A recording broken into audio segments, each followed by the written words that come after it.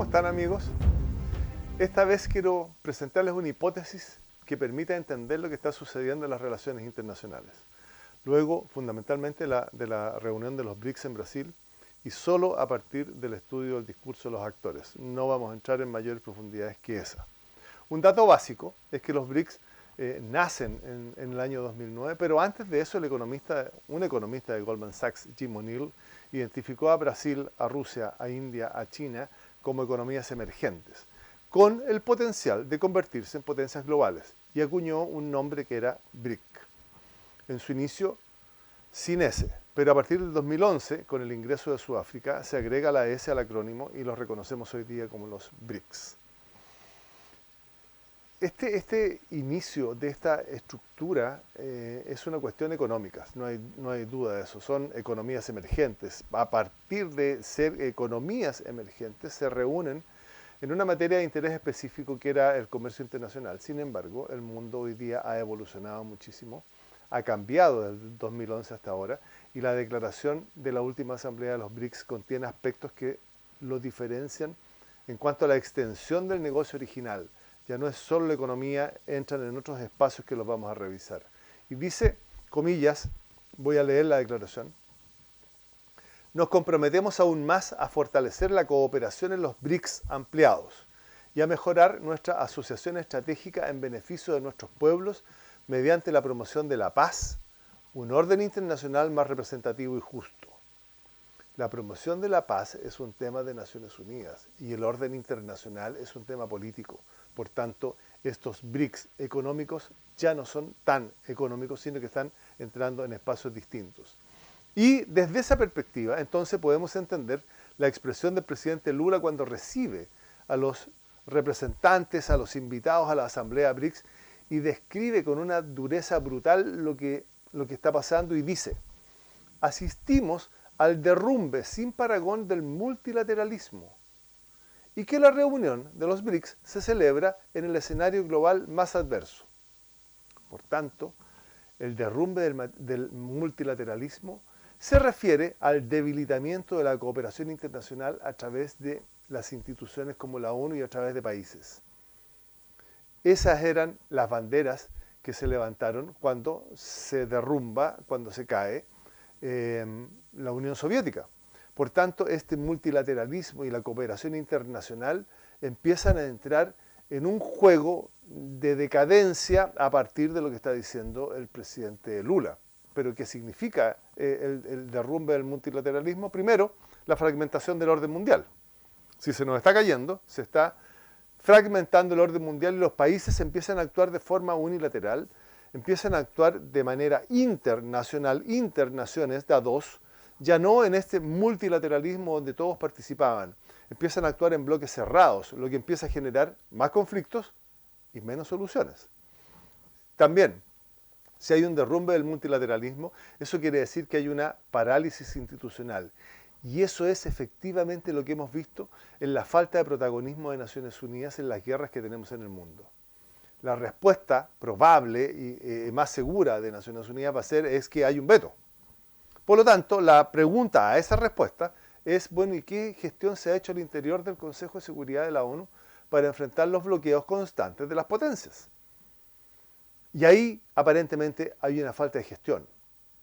No quisiera decir que no hay avance ni interés en las metas globales, pero pareciera también que no hay avance en las metas globales porque la famosa Agenda 2030 ya se movió hacia el año 45. ¿Por qué? Porque no hay interés, porque no hay capacidad de cumplir metas que involucran la soberanía de los estados. Cuando se impone una agenda global, las agendas de los estados pasan a un segundo plano. Por tanto, entendemos que los estados quieren cumplir sus programas políticos, sus agendas, y no necesariamente una agenda de la ONU o del mundo.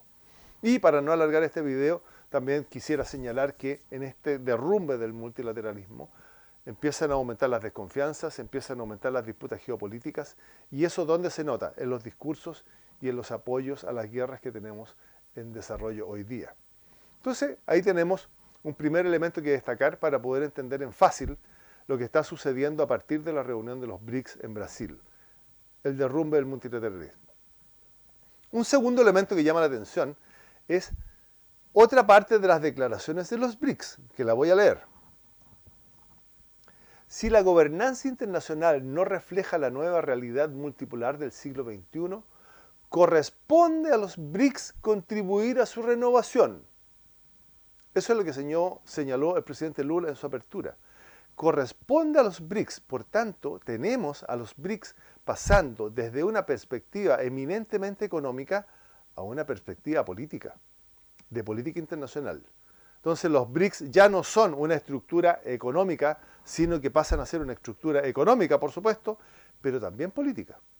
Y eso es lo que vamos a revisar, porque esta parte de la declaración es absolutamente relevante, es absolutamente fundamental, porque esa declaración instala la voluntad de los BRICS de situarse en lo político, en el cambio del sistema internacional, en el cambio de la gobernanza internacional, y eso lo lleva a una disputa directa con Estados Unidos, que es quien, comillas, resguarda el sistema, más allá que nos guste o no nos guste el sistema financiero impuesto por los aliados al final de la Segunda Guerra Mundial. Pero Estados Unidos es un, comillas, guardián de ese sistema que el mundo se impuso al término de la Segunda Guerra. Entonces, ¿cuáles son los cambios que se buscan y que están enfrentando a los BRICS con Estados Unidos? Y pensemos en los aranceles y la amenaza del presidente Trump. A todos los BRICS y a los que cooperen con los BRICS les voy a subir los aranceles. Y vamos a ver por qué.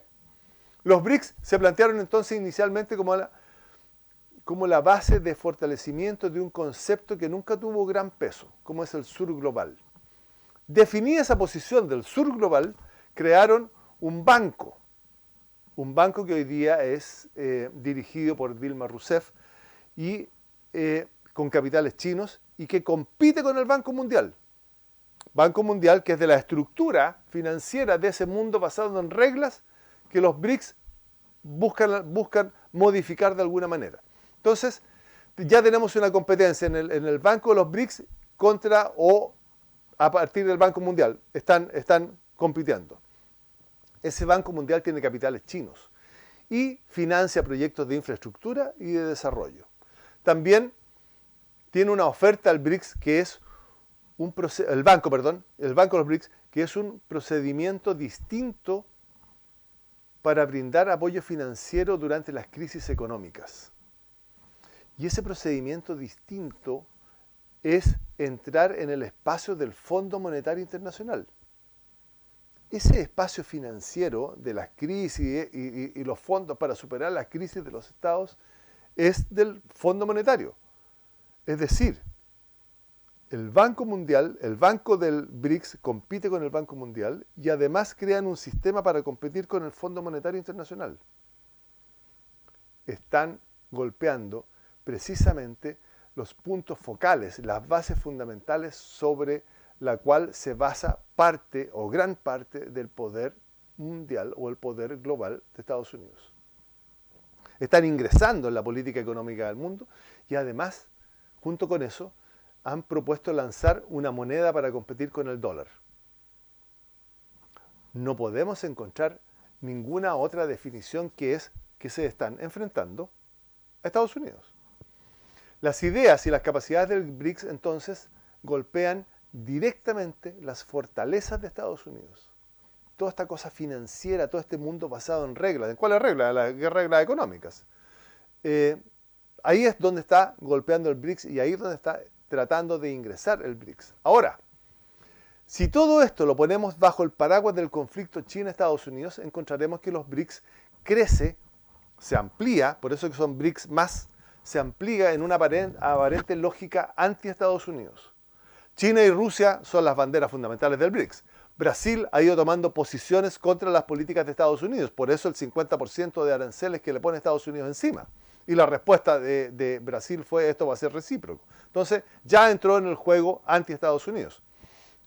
India, que también está en los BRICS, India vetó la entrada de Turquía. India siempre ha sido no alineado.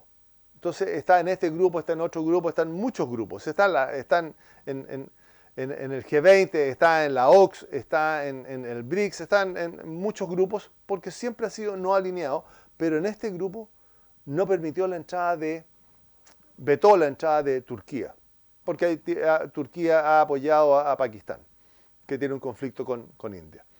Sudáfrica, el otro BRICS, lideró una acusación en la Corte Internacional de Justicia contra el principal aliado de Estados Unidos. En esa acusación Chile también fue. Contra el principal aliado de Estados Unidos, una acusación contra Israel por lo que está pasando en Gaza. Hay algunos países que están tratando de constituirse en miembros plenos del BRICS, están en el proceso de ingreso. Bolivia, Cuba, Kazajstán, Malasia, Uzbekistán, Bielorrusia, que son hoy día países asociados, que es el punto o el paso anterior a ser miembros plenos o miembros formales de este grupo que es BRICS+. En esa condición de BRICS+, ya está Irán. Si los juntamos, lo único que los reúne, lo único común que los reúne es un discurso anti-Estados Unidos. Hay una unidad discursiva en eso. No necesariamente en los volúmenes económicos, no, hay una unidad discursiva en el anti-Estados Unidos. Entonces, como ven, queridos amigos, hay mucho payo que cortar en esto del BRICS. La disputa no es un arancel más o un arancel menos. La pregunta es, ¿por qué tantos aranceles y por qué los aranceles están orientados, ¿no es cierto? Por alguna razón están orientados.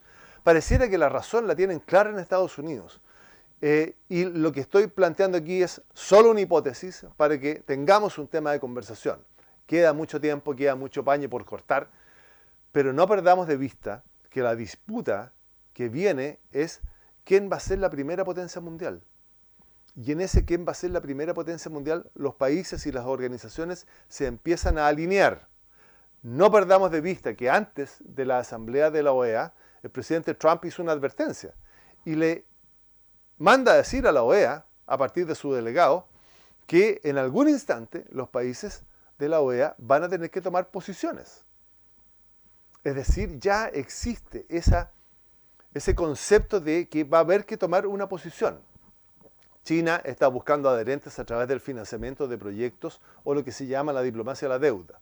Estados Unidos lo hace desde la política de la seguridad.